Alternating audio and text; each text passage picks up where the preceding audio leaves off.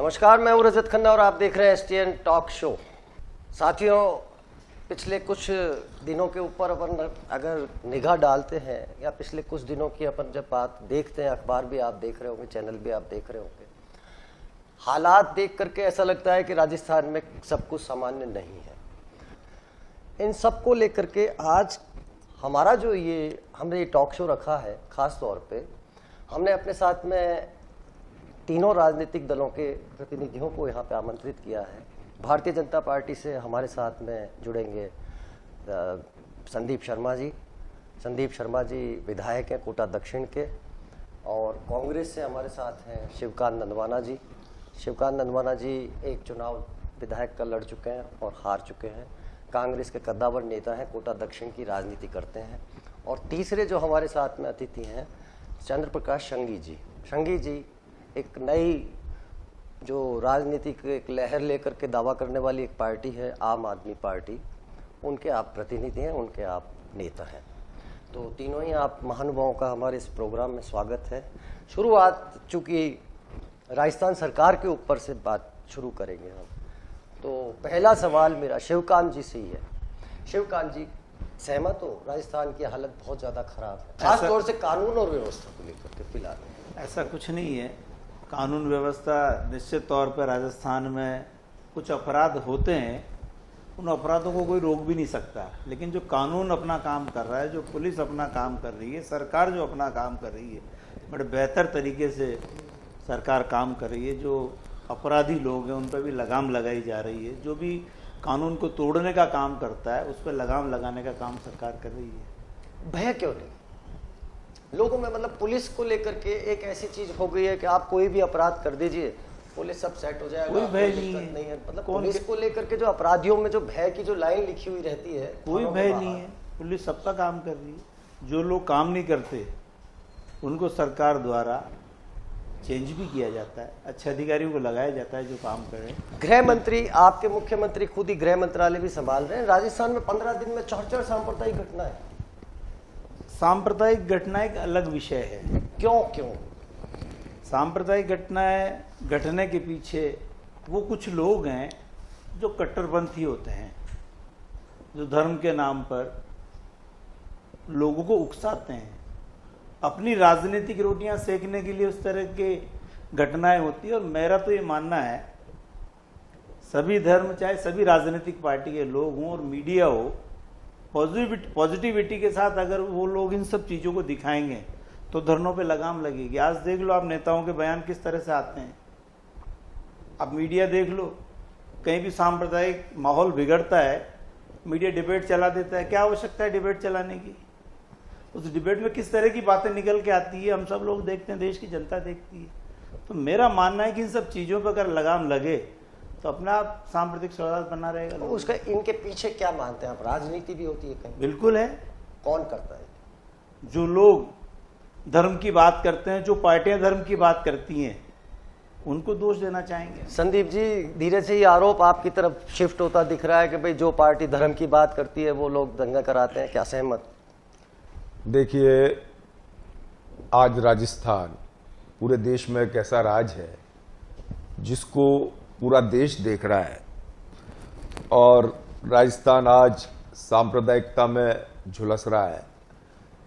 अलवर का जो हाल हमने देखा, उसके उपरांत जोधपुर में जो हुआ और आज भरतपुर में जो हुआ, निश्चित रूप से ये सारी घटनाएं राजस्थान वासियों के साथ साथ देशवासियों के सामने है, और पूरा देश इस बात को समझ रहा है, राजस्थान के लोग इस बात को समझ रहे हैं कि इसके पीछे कारण क्या है, किस प्रकार से ये सुनियोजित सांप्रदायिकता की जा रही है।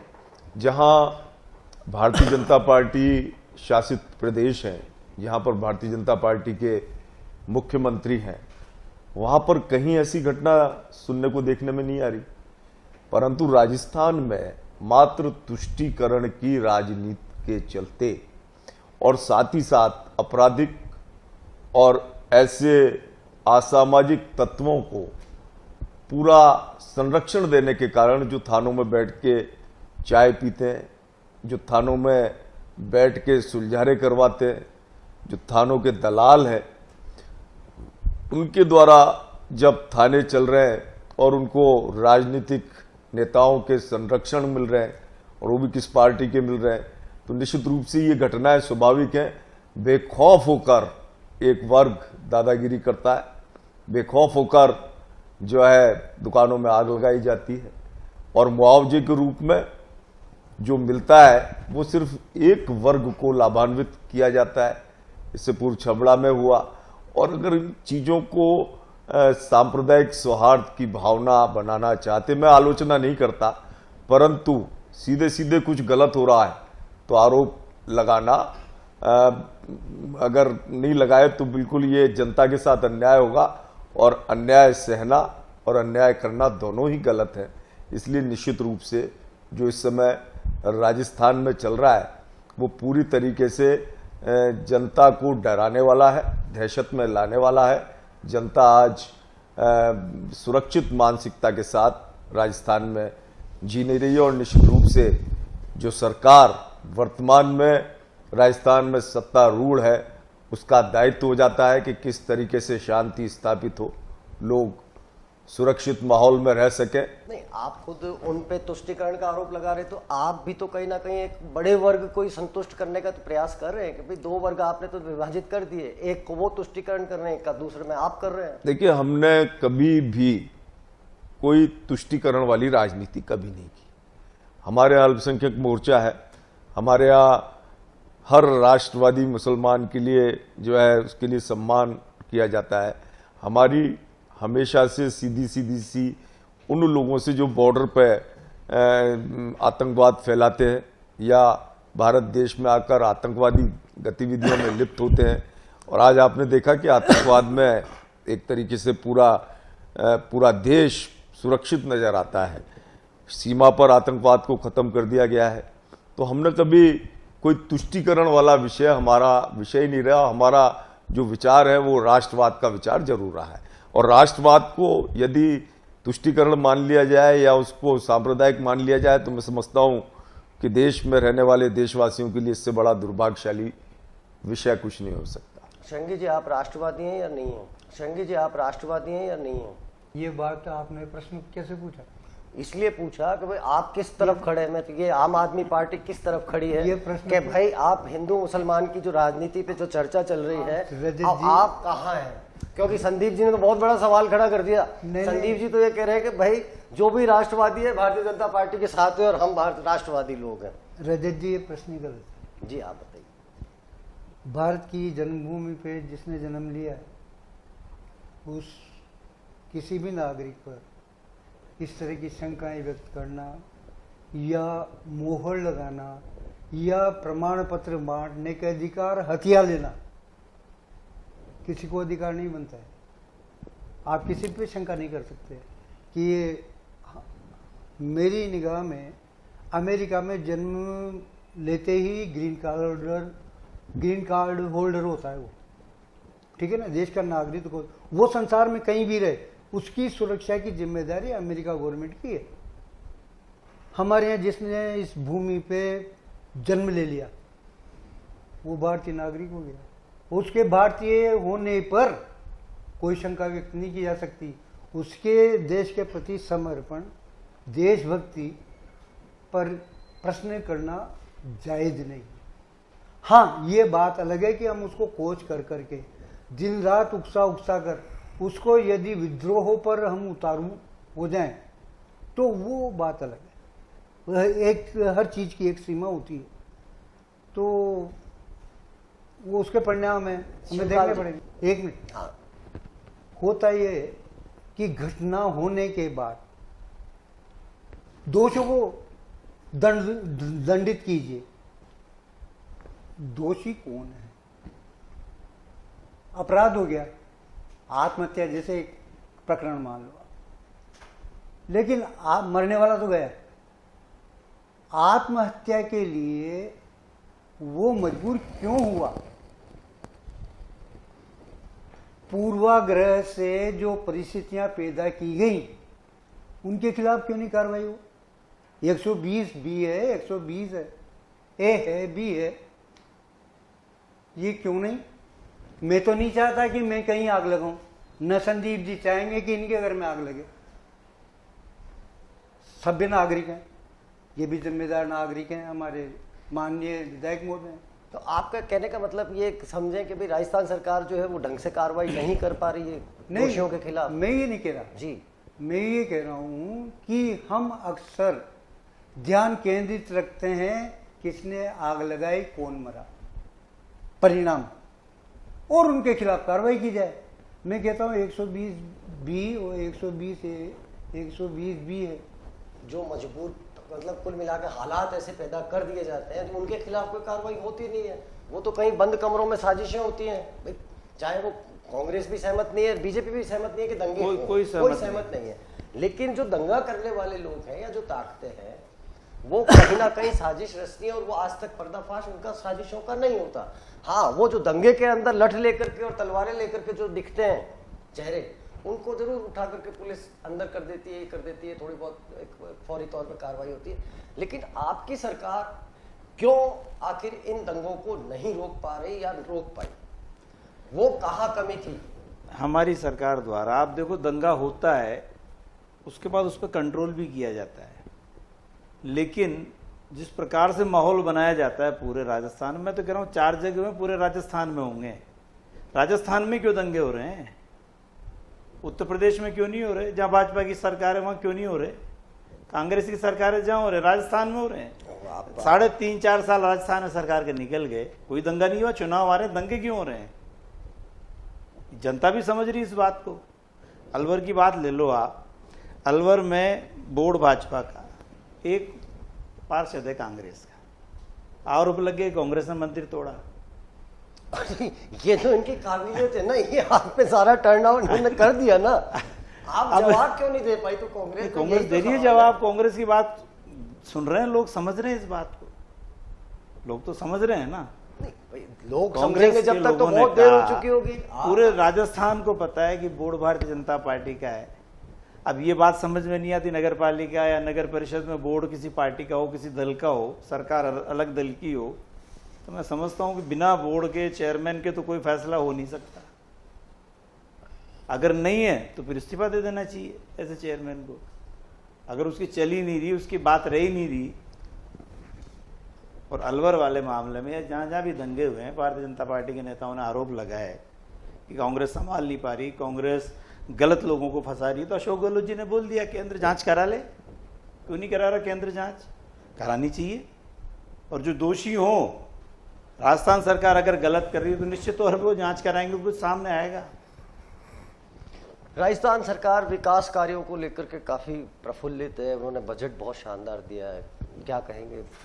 देखिए, राजस्थान सरकार के द्वारा जो बजट घोषणा की गई, निश्चित रूप से वो आने वाले चुनावों को मद्देनजर रख के उस चुनावी बजट उसको कह सकते हैं। हालांकि अभी साल भर है चुनाव में, और ऐसी घोषणाएं की गई जिसमें सरकार का कुछ भी नहीं लगा।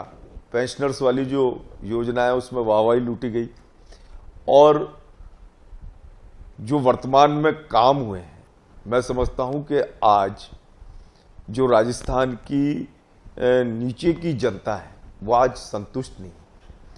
आज यदि हम नीचे जमीन पर जाकर देखें तो इतनी बड़ी एंटी इनकम्बेंसी नजर आती है। क्या कारण? मतलब एंटी इनकम्बेंसी वजह ही मैं बता रहा हूं कि जो आपने थोती घोषणाएं की जिनका आप इम्प्लीमेंटेशन नहीं करा पाए, युवा आप नाराज हैं। आपके जो मंत्री, जो शिक्षा मंत्री रहे, वो नकल के मामलों में संलिप्त है। ऐसे तमाम ऐसी चीजें हैं जिनको लेकर आप ना तो लोगों को आज पानी पिला पा रहे, ना आपने केंद्र सरकार के द्वारा जो चीजें, जो योजनाएं दी गई थी, जो बजट दिया गया था, उसको आप खर्च कर पाए। आपने, क्या जनता इस बात को नहीं समझ सकती कि प्रधानमंत्री स्वास्थ्य बीमा योजना में 5 लाख रुपए पर व्यक्ति केंद्र सरकार ने घोषणा की, राजस्थान में उसको लेट किया गया, और लेट करने के बाद उसमें नाम परिवर्तन करके और उसका थोड़ा सा परिवर्तन करके ये प्रदर्शित किया गया कि साहब ये हमारी मुख्यमंत्री जी की योजना है और इस योजना का भी अभी प्रॉपर लोगों को लाभ नहीं मिल रहा। उस चिरंजीवी योजना में लोग प्राइवेट अस्पतालों में धक्के खाते नजर आते हैं। जैसा शिवकांत जी कह रहे थे कि योगी उत्तर प्रदेश में ऐसा नहीं हो रहा, मध्य प्रदेश में ऐसा नहीं हो रहा। अरे भाई, उत्तर प्रदेश के योगी जैसा राज चाहिए, मध्य प्रदेश के शिवराज चौहान जैसा राज चाहिए। कोई गुंडा हो, कोई बदमाश हो, कोई असामाजिक तत्व हो, कोई हिंदू हो, कोई मुसलमान हो, किसकी मजाल कि वो चलती बहू बेटी को छेड़ दे, बलात्कार कर दे।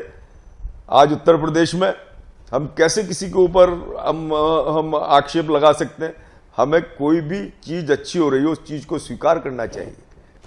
क्या कहेंगे श्रृंगी जी, आप सहमत हैं किससे संदीप जी से? क्या उत्तर प्रदेश और मतलब मध्य प्रदेश में जैसा राज है वैसा राजस्थान का राज नहीं है? ये कोई मैटर ही नहीं है। एक्चुअली क्या है, हमारे युगावतार नए हुए 8 साल पहले, 9 साल पहले, और उन्होंने कहा हम भारत को स्वर्ग बनाएंगे। और उस राज्य में उन्होंने बहुत गर्व के साथ कहा कि मैं मेरी जेब से 80 करोड़ को दाना डाल रहा हूँ।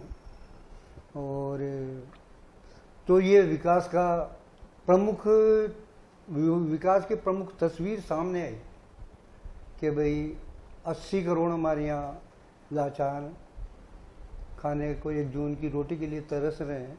तो ये तो ग्रेट उपलब्धि है। अब इस पर मैं क्या कहूँ? इस पे वाकई आपने एक बहुत अच्छी बात की। इस पे पहले संदीप जी से कमेंट बाद में लूंगा। पहले तो आप दोषी है। 40-45 साल तो आपकी सरकार ने राज किया और 80 करोड़ आज भी भूखे सोते हैं प्रधानमंत्री। नहीं, ये तो देवतुल्य पुरुष की घोषणा थी। नहीं, दोषी तो कांग्रेस भी है ना कि 80 करोड़ लोगों को रोटी नहीं है आज भी। तो भाई 40-45 साल तो शासन कांग्रेस ने भी किया ना। उनका कितना सा पार्ट है? 55 साल का, 2 स्टेट का 55 साल का जो था भाई। 55 साल का जो था, आज जो भूखमरी है वो आज की तो है नहीं। सर रजत जी, मीडिया जो एंकर होता है ना, उसकी यही प्रॉब्लम है, वो किसी को जस्टिफाइड बात सुनने को तैयार ही नहीं। मैं तो आपकी बीच में सुनो रजत जी सुनो। 55 साल की उपलब्धि तो ये है कि उन लोगों का देश के विकास में जबरदस्त योगदान रहा।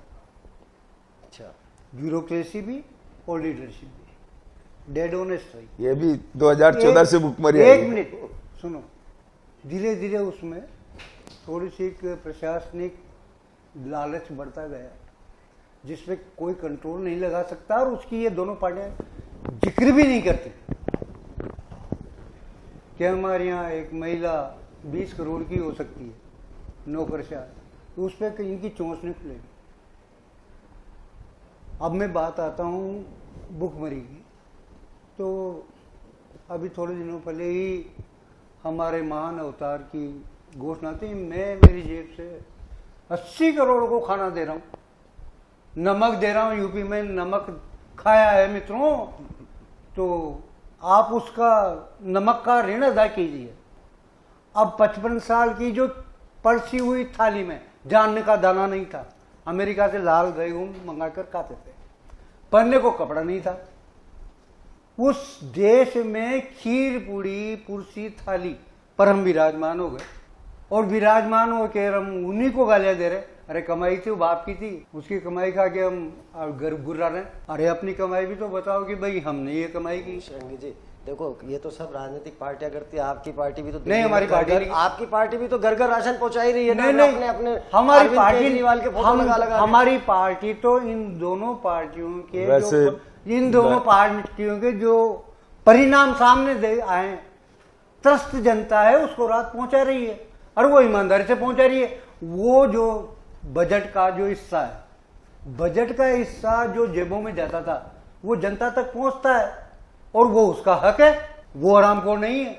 अब ये 80 करोड़ हरामखोरों को आना दे रहे हैं। हेलो, मैं तो हरामखोर कैसे? रजत जी यही कहते थे, हम नहीं कहते थे, हम तो उनका अधिकार समझते थे। मैं तो श्रृंगी जी का धन्यवाद देना चाहूंगा। उन्होंने कम से कम ये तो स्वीकार किया कि कांग्रेस के राज में या पुराने जो भी शासनकाल रहे कांग्रेस या वो जो खीर भी, पूरी खाई तुमने। उस समय जनता के पास उसका पैसा सरकार जो देती थी वो पहुंच नहीं पाता था। और अभी शंकी जी ने इस बात को धन्यवाद दिया हमारे प्रधानमंत्री जी को कि आज उनके खातों में जो उनके द्वारा प्रदत्त पैसा है, उनकी योजनाओं के अनुसार विकलांग को विकलांग का, विधवा को विधवा का, खाद्य वालों को खाद्य सुरक्षा का, वो सारा उनके पास बिल्कुल यथाचित रूप से पहुंच रहा है और 100% पहुंच रहा है। बहुत सारे क्लिप्स आपने देखे होंगे।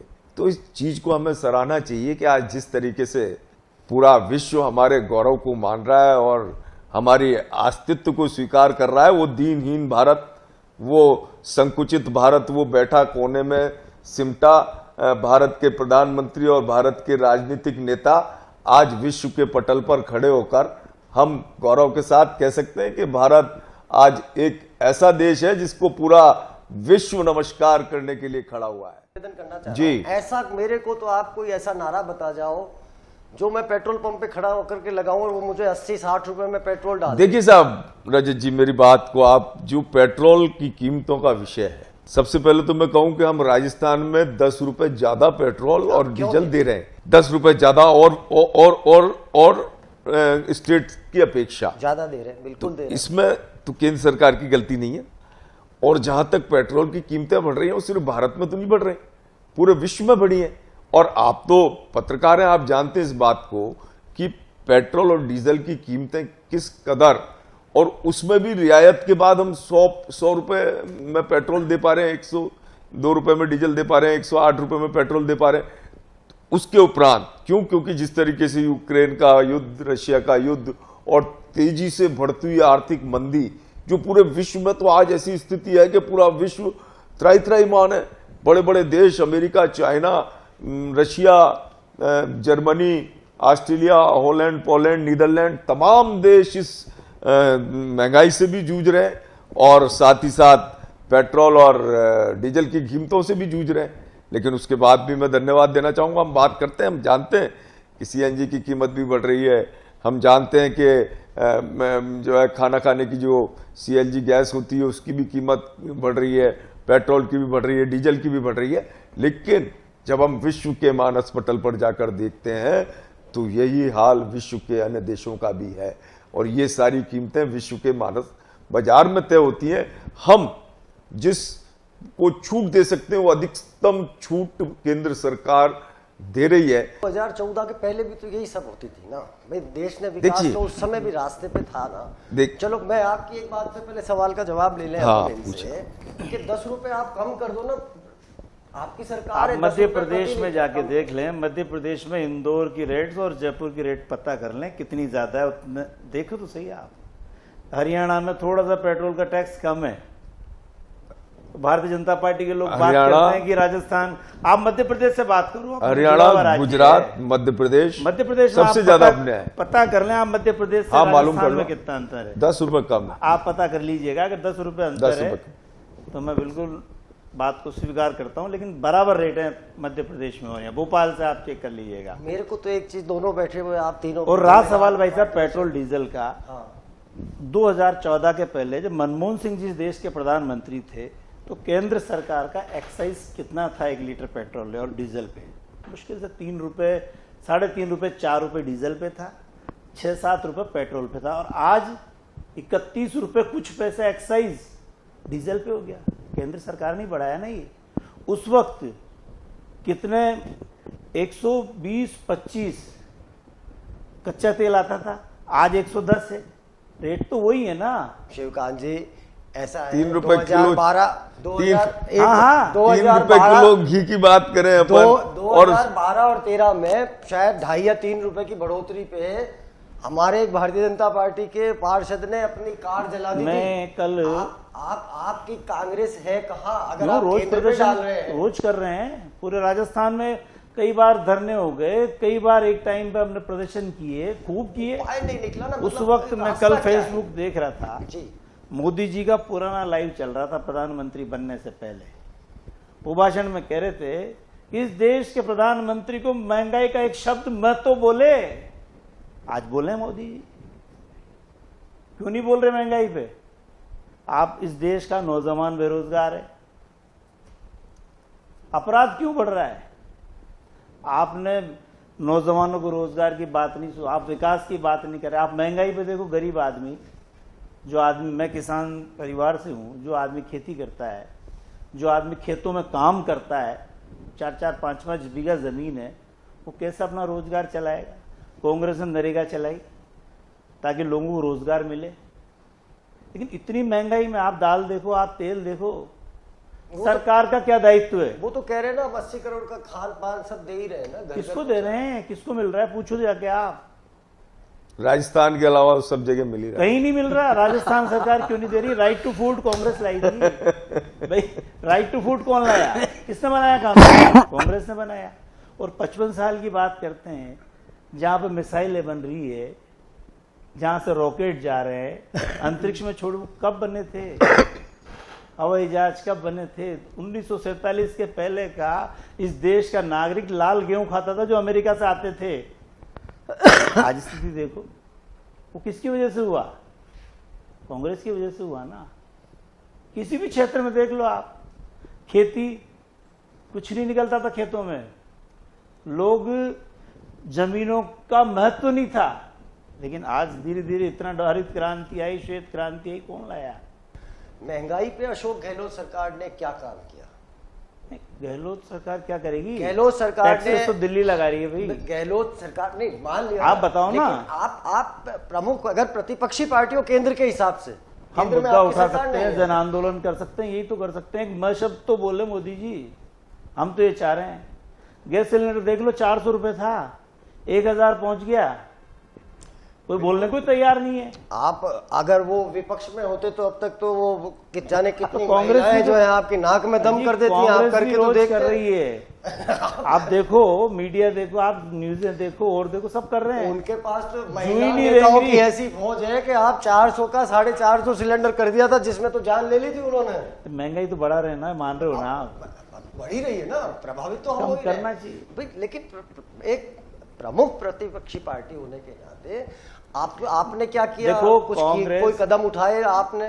आप 2 मिनट बात बिल्कुल। पहले तो संदीप जी ने उपलब्धियां बताई कि साहब सड़कों पे मजदूर आ गए, बेरोजगार हो हाँ। गए, उनको खाना नहीं मिला। तो ऐसा क्यों हुआ? कोरोना से नहीं, ऐसा इसलिए हुआ कि आज 12 बजे तक बंद, सब बंद। बच गया भारत। अरे सुन, तो भाई साहब, बच गया भारत। 1 मिनट रुक तो सही। तो सड़कों पर आना ही था, फैक्ट्रियों के ताले बंद, मजदूर कहाँ जाएंगे? धर्मशाला बंद, मार्केट बंद, खाने पीने का, तो उसे अपने घर पे जाना ही था, पैदल रास्ते में मरना ही था, रेल में कटना ही था, चिताएं धधकनी ही थी, लाशें बिखरनी ही थी। ये उपलब्धियां थी। और उसके बाद रही बात यूक्रेन की, अंतर्राष्ट्रीय स्तर की, तो अंतर्राष्ट्रीय स्तर पर बचाया तिरंगे ने, भगवा ने नहीं। चलो, भगवा से क्या परेशानी है रजत जी? में भगवा से ही परेशानी है। क्या आप परेशानी? लोगों को है, क्या आपको तिरंगे से परेशानी है, हमारे को भगवा से नहीं है। तिरंगा तो हमारे हम- दिल में वास नहीं, करता नहीं, है। हम तो और हम भी भगवा हमारी संस्कृति है। हम भी भगवान, भगवा ये हमारी भगवान के सम्मान संस्कृति की बात कर रहे है। हैं। ये वो संस्कृति है मैंने जिसे स्वामी एक मिनट विवेकानंद जी यार, ने मैं नहीं उस बोला। भगवे को संदीप- पहनकर संदीप प्यारे, मैं नहीं शिकागो बोला। में ये सिद्ध किया था कि हमारी धर्म, हमारी संस्कृति, ये संदीप, मैंने हिंदू कहा है, संस्कृति, हिंदू धर्म मंदिर के कलश पर सबसे विराजमान- सबसे महान है, सर्वश्रेष्ठ है। हम विश्वगुरु है। इस भगवान ने हमको विश्वगुरु बनाया। नहीं वैसा। बनाया, नहीं बनाया। भगवा पहन के मैंने विष्णु आपकी बने। बात का समर्थन किया कि मंदिर के कलश पर विराजमान भगवा को सड़कों के नाली के किचड़े मत बनाओ। भगवा तो ये भगवा बात है। मैंने कही है। भगवा हमारा धर्म है, हमारी नहीं, धर्म संस्कृति है, है, हमारी परंपरा धर्म है। में उसको उतार के सड़क पे मत पहनो। भगवे से इतना चिड़ क्यों? और आप भी भगवा चिड़ पहनो। नहीं है, चिड़ तुम्हारे को है, तुम्हारे को तिरंगे से है। तिरंगा हमारे दिल में बसता है। नहीं बसता है। और ये वो दिल में बसता ये- है, बाहर नहीं आता है। ये ना, बात तो ये भगवान सीमा आएगा। पर बैठे गलत है। सैनिकों से पूछा जाए टोटल गलत है कि तिरंगे को आज सम्मान मिला है तो किस सरकार के शासनकाल में हमारे को सम्मान मिला है? प्रॉपर वे में। हमारे को आपत्ति आज है। जो तिरंगा जो गौरवान्वित हो रहा है ना, वो भारत देश का तिरंगा वो आपकी इस वजह काल से में हो रहा है, इस काल में हो रहा है। वो तिरंगा गौरवान्वित वो हो उन रहा है, सैनिकों की वजह वो से हो रहा है आपकी- जिनका आत्मबल बढ़ा है, वो भगवान की वजह से ही हो रहा है। आत्मविश्वास से हो रहा है, आत्मबल से हो रहा है सैनिकों के, जो अब दहाड़ सकता है, जिसके पास अब शक्ति है, जिसके पास अब आत्मबल है, जो सीमा पर खड़ा होकर आतंकवाद को और चीनी को, चाइना वाले देशों के सैनिकों को पीछे खदेड़ सकता पीछे है, नहीं खदेड़ा, झूठ तब बोल जाकर रहे ये हो। गौरव झूठ बोल रहे हो, हमारे पीछे नहीं खदेड़ा। ये आप कह दो, आपके नहीं, कहने से नहीं, क्या है? आप रिकॉर्ड बताओ। आप तो अपना अभी नया खाता खोलेंगे क्या आप करेंगे? ये भी गलत बात है, सरकार बनाएंगे, शुरुआत ये भी गलत बात है। तो क्या होगा? कब प्रजातंत्र में क्या हो जाए क्या? ये आप नहीं कह सकते, और हम भी नहीं कह सकते। प्रयास नहीं, हमारे, नहीं, हम ये कह रहे हैं खाता खोलेंगे ना, हमारे खाता नहीं खोलेंगे, सरकार बनाएंगे। बिल्कुल बनाएंगे। हमारा ईमानदार प्रयास चल रहा है। ये आपका आत्मविश्वास हाँ, है, बिल्कुल। आपका बिल्कुल साधुवाद है। आप ये इस प्रयास में बिल्कुल सफल है। हो। हम भी आपके साथ शुभकामना देते हैं। जैसे इनको श्रीमान जी को फ्री भरोसा है की कि बिजली, सरकार बनाएंगे। फ्री का पानी, मतलब सारा का सारा फ्री, तो वो क्या है कि हर कोई मैं दिल्ली यही नहीं हो तो कह सकता। रहा हूं, हरामखोरों का अधिकार है वो। तो और समझा था आपने किया है लोगों को करना हरामखोर चाहिए, को। आप भी करोगे कल। सबसे ज्यादा ये खन्ना काम- साहब, ये काम आप सबसे भी ज्यादा करोगे। फ्री की कौन का वोट किसने लिया है? संघी साहब ने लिया है, ये काम आप भी दिल्ली में करोगे। लिया है इन्होंने, और वो बिल्कुल, इनका इनके मुख्यमंत्री और विधायकों के हाल देखो आप, संदीप दुख जी, होता है। जेब से नहीं दे रहे हो, वो दान दारू में- पी के मुख्यमंत्री विधानसभा पहुंच जाते हैं। आप दान में नहीं दे रहे हो, आप किसी अधिकारी के और आपके जेब में नहीं रख रहे हो। लास्ट में एक कंक्लूजन आपसे लेना चाहूंगा। शुरुआत में संदीप जी से कर लेता हूं। राजस्थान सरकार विकास का काम बहुत अच्छे से कर रही है। कोटा में 4000 करोड़ के आपके काम हो रहे हैं, आपने भी शायद संज्ञा दी है भी। बस जी देखिए, मैंने पहले भी कहा, मैं आलोचक नहीं हूं जी, मैं आलोचना करना मेरा स्वभाव नहीं। कोई अच्छी चीज हो रही हो तो मैंने कोटा को एक स्वरूप जो मिला है वो ठीक है, परंतु 3 साल से जिस तरीके से कोटा शहर में अव्यवस्थित रूप से विकास के कार्य हुए, कई लोगों की बलि चली गई, कई लोग इस विकास कार्य में जो है दुर्घटनाओं में हताहत हो गए, मृतक हो गए, मृत्यु हो गई, और साथ ही साथ जिस तरीके से पूरा शहर परेशान रहा है। और आज भी ये स्थिति है कि एक विभाग रोड बनाता है, दूसरा विभाग आके उस रोड को खोद के उसमें सीवरेज डाल देता है, तीसरा विभाग आके फिर उसमें जो है उस बनी बनाई रोड पर जो है गैस की पाइपलाइनें डाल देता है, और फिर सीवरेज वाले आते हैं, वो फिर सारा खोद के, और फिर तो ये तमाम चीजें एक प्लान के तहत होनी चाहिए थी। संगी जी बताइए, आपके इस मेरे विकास को को सत्य किस के दृष्टि से चैलेंज न देखते हैं? करें। किस दृष्टि से देखते सत्य के लिए मेरे को चैलेंज नहीं करें, इस बात को आप बोलना जानते- पड़ेगा आपको सत्य भाई साहब। इस बात को आप जानते हो, आज से नहीं जानते हो। मुझे कौवे के रूप में भी जाना जाता है। हैं? Sir please. मेरा निवेदन ये है कि हमारे ये सौभाग्य की बात है कि जिम्मेदार हमारे प्रतिनिधि उनकी नीयत पर शंका नहीं की जाती, उनके विवेक और उनकी जो विजनरी सोच है वो बिल्कुल तारीफ काबिल है। और दोनों का तालमेल, एक दूसरे के काम में टांग न फंसाना। कौन दोनों? हमारे लोकसभा अध्यक्ष जी और हमारे क्लियर हो ना, मैं कहा हमारे दोनों बताइए। स्वायत्त शासन मंत्री महोदय, दोनों की पर्सनल अंडरस्टैंडिंग से निर्बाध कोटा के काम चले, इसमें कोई संदेह नहीं है। मैं दोनों की मानसिक परिपक्वता का प्रशंसक हूं, लेकिन मेन जो कमियां संदीप जी ने गिनाई वो प्रशासनिक तंत्र, हमारी व्यवस्था की कमजोरी है, और व्यवस्था के खिलाफ वो कितना भ्रष्ट हो चुका, वो काम के प्रति कितना जवाबदेह है, कौन सा काम उसको कितने समय में निपटाना है, इस बात की बात करने की या चर्चा करने की दोनों ही पार्टियां कभी प्रयास नहीं करती, हिम्मत ही नहीं होती। रजत जी लोकपाल दिल्ली विधानसभा में पारित, बस वो पारित ही रहा। नहीं पारित है तो उससे स्वीकार कौन करेगा ये जी, चलिए, है ना। शिवकांत जी, आरोप ये है आप पानी तक मुहैया नहीं करवा पा रहे। कोटा दक्षिण की सारी बस्तियों में लोग त्राही त्राही माम है। गिवन सिंधी कॉलोनी, भावनगर, आपका खुद का मकान भी, घर भी वहीं है। क्या कहना चाहोगे? फटाफट जवाब। दोनों ही पार्टियां जम के आरोप लगा रही हैं आपके विकास का। वाले ये देखें जब पानी के लिए 154 करोड़ रुपए हमने प्रस्ताव बनाए थे, किसने खारिज किया? प्रयास क्या किए गए? बता, तो 154 करोड़ रुपए प्रस्ताव जब पिछली बार कांग्रेस की सरकार थी, धारीवाल जी मंत्री थे, नहीं वैसे एक ईंट तब भी नहीं लगी। सकतपुरा में इंटक वेल नाम की तो एक भी 120-30 MLD का इंटक वेल बनाया गया था ताकि पानी सुचारू रूप से शहर की जनता को मिल सके।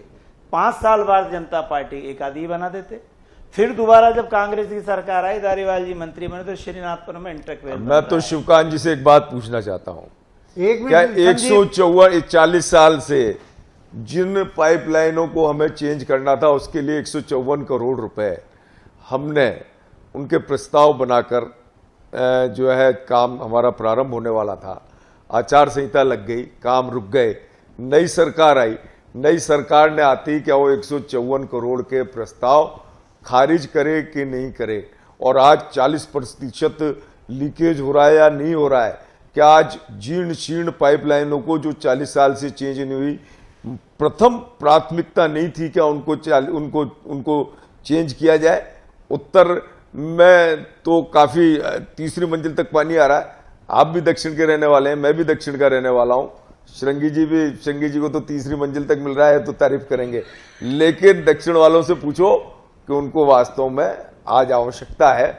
और इस बात के लिए तो मैं कहूंगा कि शिवकांत जी आपको भी प्रयास करना चाहिए इसको गंभीरता से।